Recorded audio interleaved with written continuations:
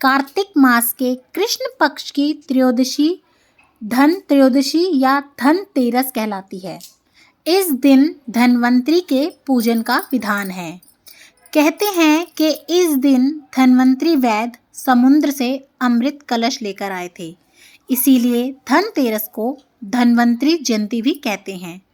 इस दिन कुबेर की भी पूजा की जाती है और ऐसी मान्यता है कि धनतेरस वाले दिन आप जो भी काम करते हैं या जो भी आप सामान खरीदते हैं उसमें 13 गुना वृद्धि होती है।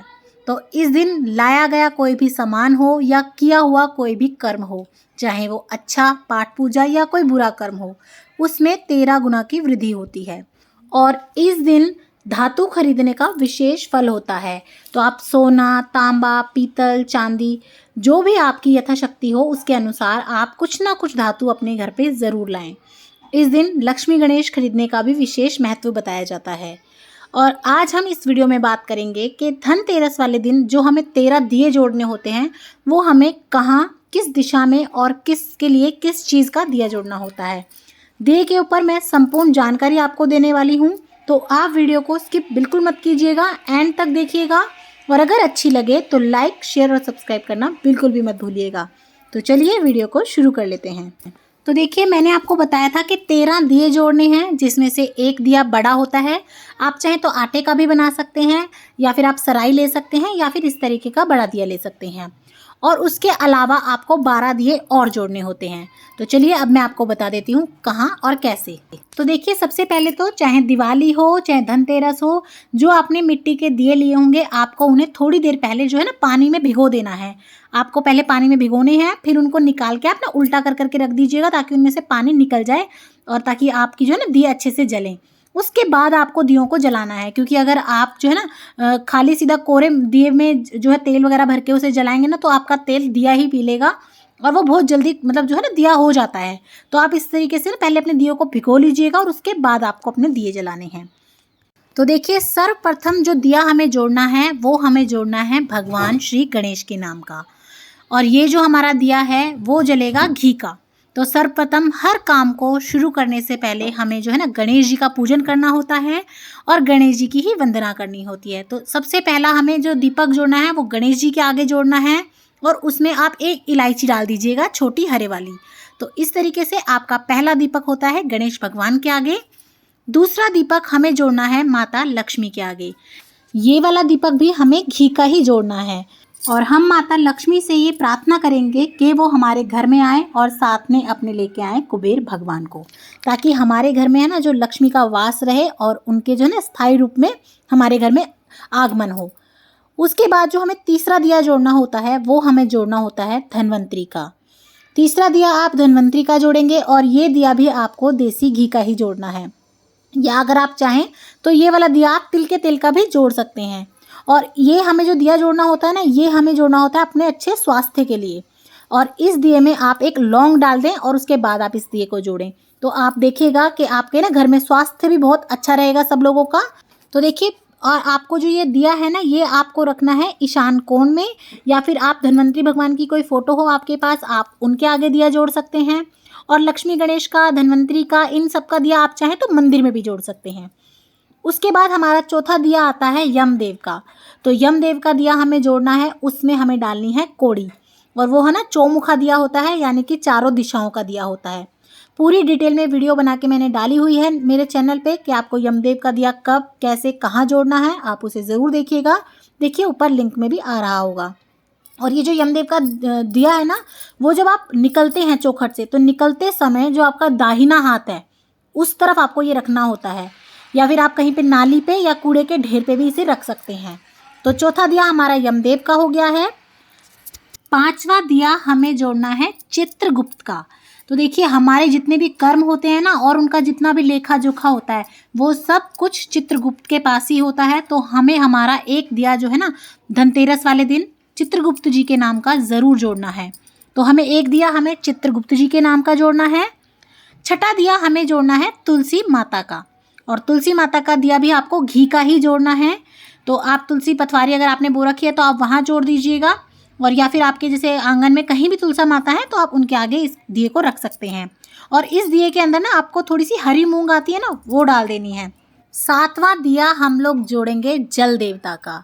तो आपको जो 7वां दिया है वो जल देवता के नाम से जोड़ना है। आप इसे अपने घर के जो किचन में कहीं पानी भर के रखते हो आप वहाँ भी जोड़ सकते हैं। पहले तो जो है ना गंगा जी या जमुना जी या तालाब वगैरह में जोड़ा जाता था, लेकिन आजकल ऐसा कोई सोर्स तो है नहीं, तो आप इसे अपने घर में जहाँ भी पानी रखते हो तो आप वहाँ जोड़ सकते हैं। या फिर आप ना अपने घर में जहाँ टंकी रखते हो पानी की, जहाँ से आपके घर का जल का स्रोत हो, आप वहाँ जोड़ सकते हैं। तो आपने एक जल देवता के नाम का भी दिया जोड़ना है धनतेरस वाले दिन। उसके बाद आपने 8वां दिया जोड़ना है गौ माता का। तो देखिए, अगर आपके घर के आसपास कहीं गौ माता हो, कहीं गौशाला हो, तो आप वहाँ जोड़ के आ सकते हैं, क्योंकि ये तो आप भी जानते हैं कि हमारी गौ माता है ना, जो उनके अंदर ही हमारे 36 करोड़ देवता विराजमान हैं। तो आप चाहे तो कहीं गौशाला वगैरह में जाके जोड़ सकते हैं, या फिर देखिए इस तरीके की अगर आपके घर में कोई पोस्टर हो, कोई फोटो हो गौ माता की, तो आप उनके आगे जोड़ सकते हैं। या अगर ऐसा भी कुछ नहीं है तो कोई बात नहीं, आपको जो है ना ईशान कोण में अपनी गौ माता के लिए जो है दिया वो रख देना है। तो इस तरीके से हम अपनी गौ माता के लिए भी दिया जोड़ेंगे। 9वां दिया हमें जोड़ना है हमारे आंगन में, यानी कि जो चौक बरामदा कुछ हो ना, आपको वहाँ जोड़ना है। या फिर जहाँ भी आप गोवर्धन घालते हो ना, मतलब गोवर्धन की पूजा करते हो, आप वहाँ जोड़ सकते हैं। तो देखिए, पहले के ज़माने में जो होता था ना, वो घरों के आगे बहुत बड़ा चौक वगैरह होता था। इसे जो है ब्रह्म स्थान कहा जाता है, और इसी में पहले के ज़माने में ना तुलसा जी लगाई जाती थी, पेड़ लगाए जाते थे, और ये भी बहुत अहम हिस्सा होता है हमारे घर का। तो आपको 9वां दिया अपने घर के आंगन में या चौक में जोड़ना है। 10वां दिया हमें जोड़ना है हमारी छत पर। तो देखिए, जैसा कि आपको पता है कार्तिक महीने में दीपदान का विशेष महत्व होता है, और ऐसे में ना ऐसा कहा जाता है कि आकाश दीपदान भी करना बहुत अच्छा बताया जाता है। तो आपको जो अपना 10वां दिया है वो अपनी छत पे आपको जोड़ना है। और अगर आप कहीं ऐसी जगह रहते हैं जहाँ पे छत वगैरह नहीं है तो कोई बात नहीं, आप अपनी बालकनी वगैरह में भी ये दिया जोड़ सकते हैं।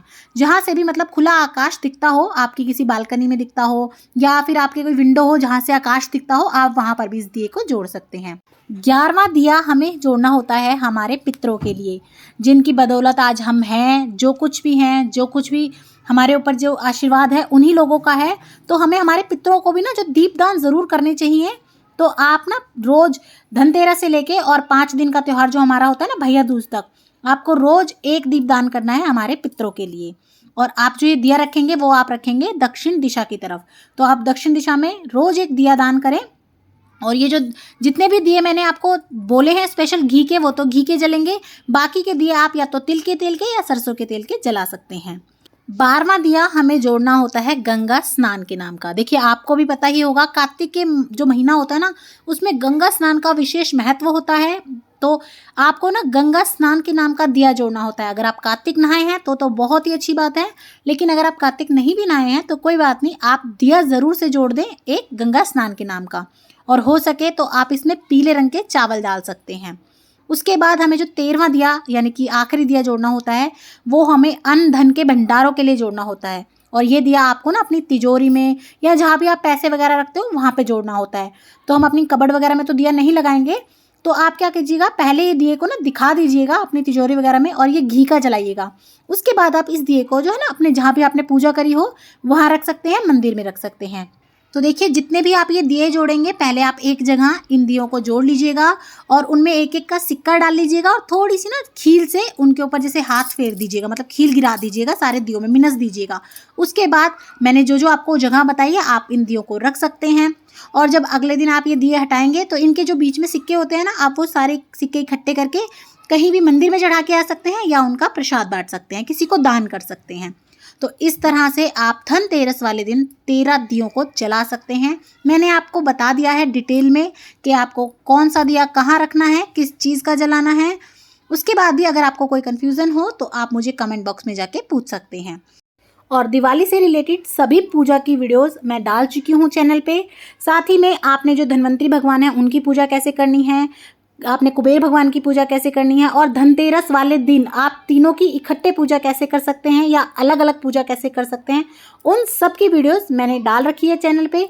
लिंक मैं डिस्क्रिप्शन बॉक्स में दे दूँगी, प्लेलिस्ट डाल दूँगी, आप वहाँ जाके ज़रूर देख लीजिएगा। और कैसी लगी वीडियोस कमेंट करके मुझे ज़रूर बताइएगा। और अगर वीडियोस अच्छी लगे, मेरा चैनल पसंद आए, तो लाइक शेयर और सब्सक्राइब करना बिल्कुल भी मत भूलिएगा। देखने के लिए बहुत बहुत धन्यवाद। जय सिया राम।